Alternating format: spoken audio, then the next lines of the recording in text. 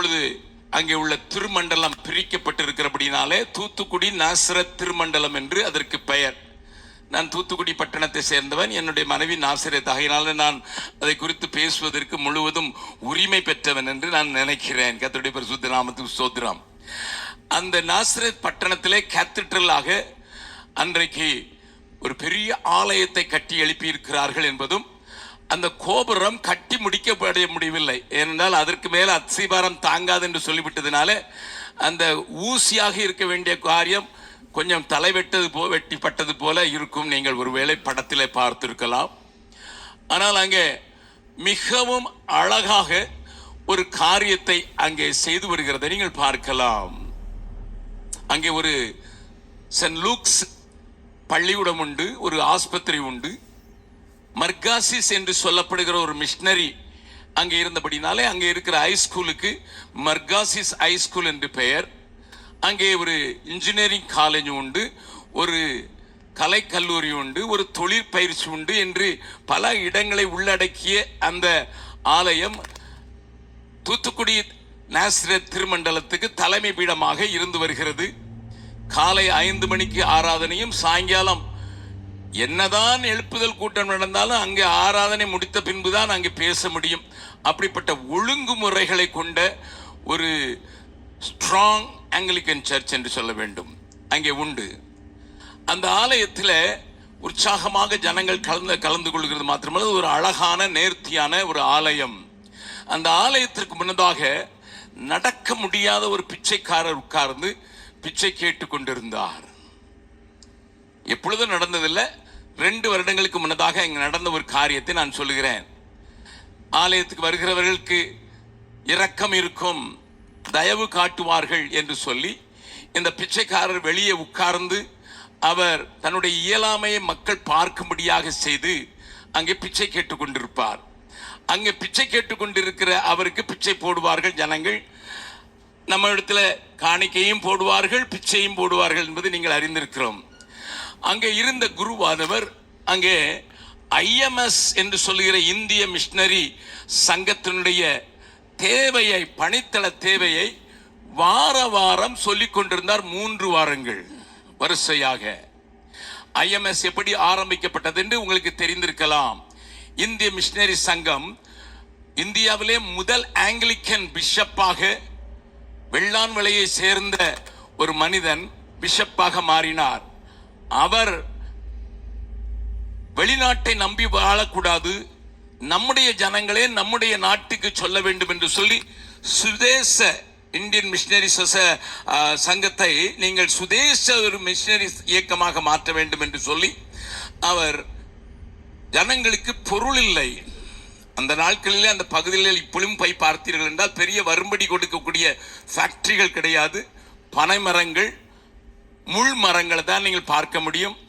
பெரிய விளைச்சல் நிலங்களை அல்ல, மாறாக மணல்.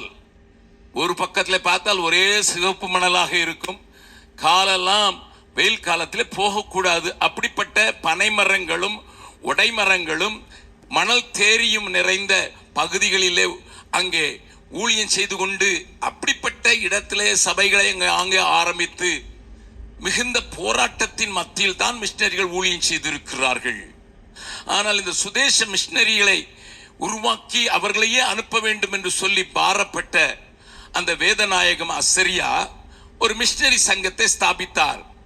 நீங்கள் தான் காசு கொடுக்க வேண்டும், நீங்கள் தான் ஆட்களை எழுப்பி அனுப்ப வேண்டும் என்று சொல்லி அவர் ஒவ்வொரு சபையாக சென்று பிரசங்கித்து, பிஷப்பாக இருந்தாலும் இந்த காரியத்தை தலைமையில் கொண்டு ஒரு சுதேச மிஷனரி சொசைட்டியை உண்டாக்க வேண்டும் என்கிற முதல் ஆங்கிலிக்கன் பிஷப் என்று இந்தியனாக இருந்த அவர் அதை செய்து முடிக்கிறதற்கு முயன்ற போது, ஐயோ, என்னுடைய திருச்சபையில் மாத்திரம் இது நடந்துவிடக்கூடாது, என்னுடைய டயசிஸில் மாத்திரம் நடந்து விடக்கூடாது, இந்தியா முழுவதும் இது பரவ வேண்டும், எங்கெல்லாம் ஆலயங்கள் உண்டோ அங்கெல்லாம் ஜனங்கள் மிஷனரி பணிக்கு கொடுக்க வேண்டும் என்று சொல்லி அவருடைய காலத்திலேயே NMS என்று சொல்கிற அந்த மிஷனரி இயக்கத்தை உண்டாக்கினார். அதில் தான் அருமையான குருவானவர்கள் மிஷனரியாக இருந்தேன் என்று சொன்னார்கள். கவனிங்கள், இவையெல்லாம் அநேக நேரங்களில் மறக்கப்பட்டு போனவைகள். ஏனென்றால் இன்றைக்கு மிஷனரி என்றால் ஒருத்தன் எழுதுகிறான் மிஸ் நரி என்று எழுதுகிறான். அவனுக்கு விளங்கவில்லை, அவன் பார்த்ததும் இல்லை, அவனுக்கு விளங்க போகிறதும் இல்லை.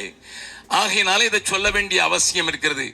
அங்கே ஆலயத்தில் நாசரேத் திருமண்டலத்தின் தலைமை ஆலயத்தில் ஆராதனையில் 3 வாரங்களாக குருவானவர் சொல்லுகிற IMS ஃபீல்டுக்கு நாம் 5 மோட்டார் சைக்கிள் வாங்கி கொடுக்க வேண்டும், அதற்கு நீங்கள் உதவி செய்யுங்கள் என்று அங்கே இருக்கிற மக்களை உற்சாகப்படுத்தி கொண்டே இருக்கிறார்.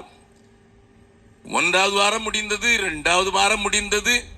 அவர் ஒருவரை கூப்பிட்டு கேட்டார், உபதேசியாரை கூப்பிட்டு கேட்டார், என்னையா வாரம் ஐயர் அதையே சொல்கிறாரே. அப்பொழுது உபதேசியார் சொன்னார், ஜனங்கள் கடினமாக இருக்கிறபடினால அரை மோட்டார் சைக்கிளுக்கு தான் காசு வந்துருக்கு. ஹலோ, அரை மோட்டார் சைக்கிள் எப்படி வாங்கி கொடுக்கிறது? ஆகையினால அது சொன்ன போது அந்த பிச்சைக்காரர் எழுந்து குருவானவரை பார்த்து, ஐயா, நான் பிச்சை எடுத்து என்னுடைய இயலாமையின் நாட்கள் வருகிறதை நான் பார்க்கிறேன். இப்பொழுதே வயதாகிவிட்டது, இனி நான் நடக்க கூட முடியாதபடி, இப்படி வந்து உட்கார்ந்து பிச்சை கூட கேட்க முடியாதபடி என் கண்கள் இருண்டு இருக்கிற பலமும் போய் நான் படுக்கையிலே இருக்கும்போது எனக்கு உதவி செய்ய வேண்டும் என்று ஒரு தொகையை சேர்த்து வைத்திருக்கிறேன். அதை முழுவதும் நான் தந்து விடுவதற்கு தேவ ஆவியானவர் எனக்குள்ளே கிரியை செய்தார் என்று சொல்லி 1,35,000 ரூபாயை அவர் கையிலே கொடுத்தார். குருவானவர் கையெல்லாம் நடுங்கி விட்டது. நாசரத் பட்டணத்தில் நிறைய பேர் ரிட்டையர்ட் ஆனவர்களா, அவங்க பிள்ளைங்கள்லாம் அமெரிக்காவிலையும் ஆஸ்திரேலியாவிலையும் நியூசிலாண்டில், ஏன்னா என் சொந்தக்காரங்களும் அங்கே இருக்கிறாங்க, அவங்களும் வெளிநாட்டில் இருக்கிறாங்க. அதனால நான் தெரிஞ்சதுனால தைரியமாக சொல்கிறேன். அப்படிப்பட்ட பட்டணத்தில் ஆண்டவருடைய தேவையை புரிந்து கொண்ட மனிதன் ஒரு பிச்சைக்காரன் தான். It challenged me. 52 வருடமாக மிஷனரியாக இருக்கிறேன். 52 வருடங்களை தாண்டி விட்டேன். இப்பொழுது அவருடைய செயல் என்னை இன்னமும் முந்தி தள்ளி கொண்டிருக்கிறது. நான் அதில் அறிந்த ஒரு உண்மை, ஆண்டவரே, ஜனங்கள் தங்களுடைய தேவைக்காகத்தானே ஆலயத்திற்கு வந்து கெஞ்சி நிற்கிறார்கள், பேசுகிறார்கள், பிள்ளைக்கு நன்றாக கல்யாணம் நடக்க வேண்டும், அந்த ஆலயத்திற்கு முன்னதாக கல்யாண ஊர்வலங்களில் அடிக்கிற பேண்டை பார்க்க வேண்டும். அது வேற எங்கேயும் பார்க்க முடியாது. இங்கே அப்படிப்பட்ட கல்யாணத்தில் கலந்து கொண்டிருந்தால் தெரியும். அந்த பேண்ட் முழக்கிறவன் அந்த சுத்தி போட்டு அதுவே பேண்ட் அடிக்கிற மாதிரிலாம் செய்வான். சர்க்கஸ் நடத்துறது போல நடத்துவார்கள் திருமண ஆராதனைகளில். அப்படிப்பட்ட இடத்துல தேவனுடைய தேவையை வெளியே உட்கார்ந்து பிச்சை கேட்டு அதனால் தன் வயிற்றை கழுவி கொண்டு தன் அந்திம காலத்திற்காக சேர்த்து வைத்திருந்த அனைத்து பணத்தையும் ஒருவன் கொடுத்தான் என்றால் அவன் தேவனுடைய தேவையை அறிந்தவன். அந்த கவனிங்கள். எவ்ரி